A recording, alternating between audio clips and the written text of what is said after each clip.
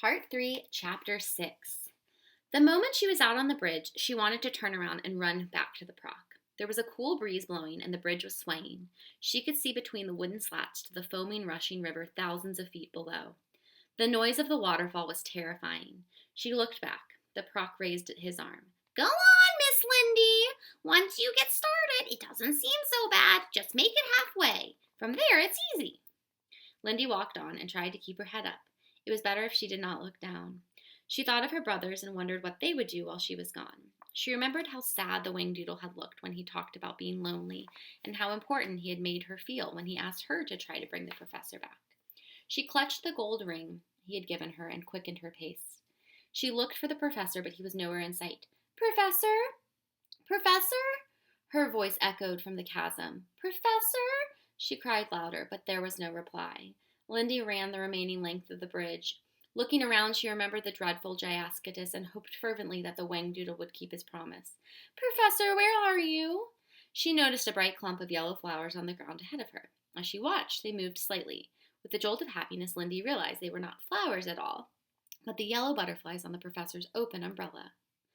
"Hello, hello." His head appeared over the rim. He looked startled. "Lindy, good gracious, what are you doing here all by yourself?" "Oh, Professor!" She ran to him and flung her arms around his neck. "I thought maybe you'd gone back without us or something." "But I told you I'd wait for you." "Why were you under the umbrella?" Well, if you recall, I was fighting with the Gyascutus when you left. The wretched creature knocked me out. When I came to, the monster had disappeared. I didn't want to take the chance of his coming back and finding me, so I camouflaged myself with the umbrella.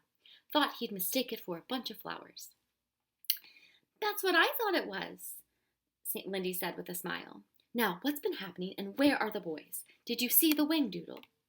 "Oh, golly!" She sprang to her feet and began to pull at his sleeve. "Come on, Professor, you've got to come with me. It's terribly important. The Wing Doodle wants to see you." "What?" "He sent me to get you. The boys are in the palace. We can't get home because the proc has their scrappy caps, so you've got to come and tell him to let us go." She urged him towards the bridge. Wait a minute, Lindy. I can't cross the bridge. I told you I couldn't."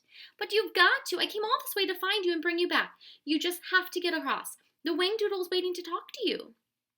"Why would he want to see me?" The professor was puzzled. "I don't know. He seemed really serious about it. Look, he sent you this ring."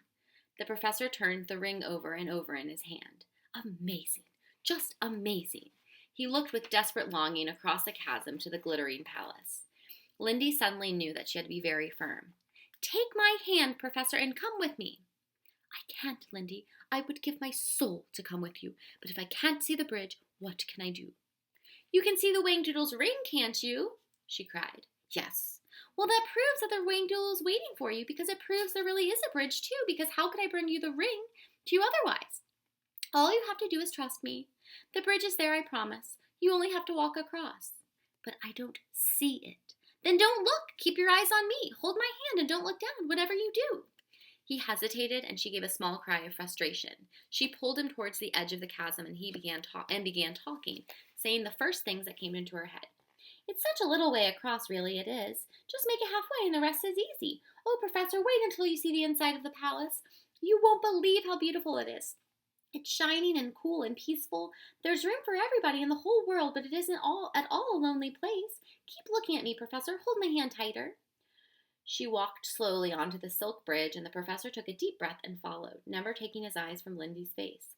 "You'll see the most beautiful gardens with such flowers and fountains. The trees are mostly bright blue, but the undersides of all the leaves have a different color. Some are emerald green, some are white, and some are pale yellow. You'll see. There's music about the palace all the time, a lovely sound that makes you feel calm and happy. There are flutterbys and pretty flags flying in the breeze." Lindy gave a quick glance behind her. They were halfway across the bridge. "You're going to love the Wing Doodle. You are absolutely right about him. He's the best creature you could ever meet. He's funny and nice, but he's lonely. I think he misses our world and would like to come back, only he says he never would. He has the dearest, sweetest tooth. He says you must be a very clever man, and I told him that you were, and that you knew all about life and everything." "Lindy," the professor hesitated. "Don't stop now," she said in a clear voice. "We're almost there. Only a few steps more and you'll be off the bridge. Count them. 1, 2, 3, 4. There you are, Professor. You made it. I told you it could be done. Here's the proc. He'll lead the way from now on." Lindy let go of the professor's hands and stepped back. She was trembling from head to foot. The professor looked around, dazed and bewildered. He looked at the proc, looked at Lindy, looked up at the shining turrets of the palace etched across the clear red sky. When he spoke, his voice was husky and his eyes were brimming. "It is every bit as wonderful as you said. Oh dear, oh dear." Lindy was as happy and proud as she had ever been in her whole life. The proc led the way into the palace. "So you're the one who's been causing all the fuss." The Wing Doodle stared at the professor. "In all my years, I don't think I've ever come across such a persistent, persevering man. You've been a nuisance, but you are welcome." The professor gazed rapturously at the Wing Doodle, and then he sank to his knees. "Your Majesty, this is a tremendous pleasure."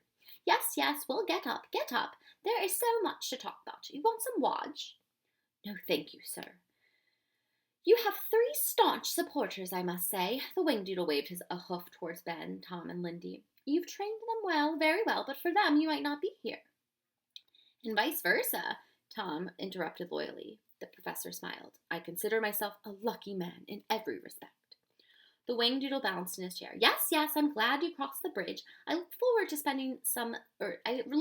some splendid talks. I cannot tell you how much I've missed the stimulus of human company. Later we will celebrate, but now I have a favor to ask you. A great favor."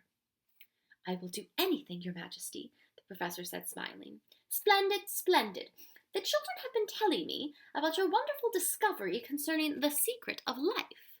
"Oh, have they?" The professor looked at them in bewilderment. "They know very little about it, sire." "Well, no matter. The point is, I want you to make me another Wing Doodle."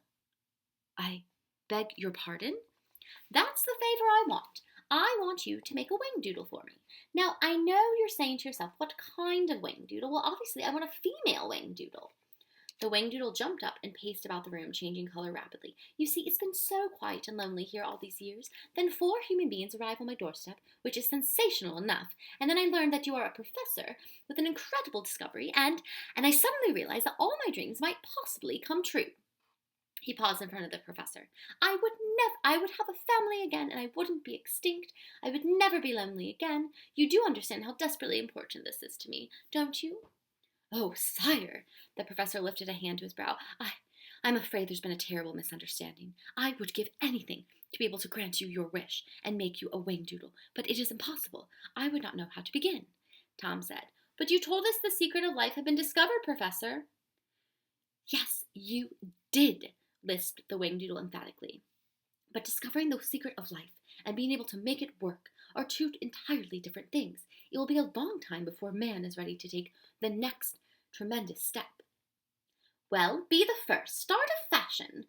The Wing Doodle waved his arms excitedly. Lindy ran to the professor. "I remember you said that in a very little while people like you would be able to make life." "There you are," cried the Wing Doodle triumphantly. "If you said that, you must have a great deal of knowledge." "Go on, Professor. I bet you could do it," encouraged Ben. No, listen to me," the professor pleaded. They all started to speak at once to him. The noise was deafening. Just a minute, shouted the Wing Doodle. He stamped his foot and winced with pain. He turned to the professor and said, "I want some questions answered. A simple yes or no will suffice. You admit that the secret of life has been discovered?" "Yes, Your Majesty." "If it's been discovered, I assume you know what makes life?" "Yes, Your Majesty, but if you know what makes it, you know how to make it." "Well, listen to me. There must have been a number of experiments." "Yes, sire, there are many things being tried. There's something called cloning, and then there's microdissection and implantation." "Have you been present at these experiments?" "Most of them, Your Majesty. We've had some amazing success with frogs." The Wing Doodle glowed pink with delight. "Well then, this is all very clear to me. I don't see what all the fuss is about. If you have been smart enough to find the secret of life and it worked on a frog, for heaven's sakes, why not a Wing Doodle? I am a willing subject for research. All you have to do is get your thinking organized, and I am certain you will come up with a solution." The professor gave an exasperated sigh. "Your Majesty, how can I convince you that you are asking for the impossible? I hate to disappoint you, but the work in genetics is really just beginning. I've devoted most of my life to research, and yet I only have a few answers. How could I possibly know enough to create a Wing Doodle?" The Wing Doodle stared at the professor and slowly turned a very pale blue. He looked terribly dejected and slumped back on his throne. After a moment he said, "Father, that's very sad. I had such high hopes. I was so certain that your presence here meant that something special was going to happen. I must have been wrong. It's too disappointing for words. The Proc said gently, Your Majesty. No, no. The Wing Doodle held up a hoof. I'd rather not discuss it any more. I think I'd like to be by myself for a while. He got up and walked toward the tapestry. As he did so, he began to disappear until only his eyes and antlers remained. Eventually, they also vanished. His voice was the last thing to go. It's really depressing. I never wanted anything so much in my whole life. Silly of me to suppose it might be possible. A large, shiny tear rolled down the tapestry. There was a long silence in the room after he had gone. Lindy said, That's awful, Professor. He was crying. What a shame, said Tom with feeling. I wish we could have done something. I cannot make a wing doodle, the professor stated. The Proc cleared his throat. He spoke slowly and was obviously having difficulty in saying what he felt. Couldn't you just try? His Majesty wants another wing doodle more than anything else in the world. You know how he feels.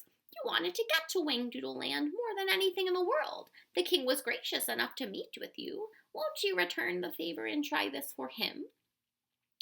The children had never heard the Proc speak with such feeling. The professor shut his eyes. I would love to help. I don't like to see the Wing Doodle upset any more than you do, but I can't see how it's possible. Lindy interrupted. You know what, Professor? Ever since we met, you've been saying to us, you can, you can, you can. But lately all I've heard is I can't, I can't, I can't. Ben said quickly, You once said that whatever a man can imagine, he can do. Lindy clapped her hands. You said that you couldn't cross the bridge, but you did. Oh, Professor, cried Tom, give it a chance. How do you know you can't make a wing doodle until you've tried? The children clustered around him. The Proc said, Professor, I know you are a man of great strength. When you choose to believe in something, you are unshakable. Won't you believe now that this experiment is possible? The professor looked at the four of them, 4 pairs of eyes staring at him unblinking, waiting for his reply. He mumbled, I would need equipment. It's liable to take a long time. Tell me what you need, said the Proc. I will see that you get it. The professor held his forehead in concentration. I would need a dissecting microscope, possibly a laser beam, ultrafine dissecting equipment, saline solution, flasks, culture tubes.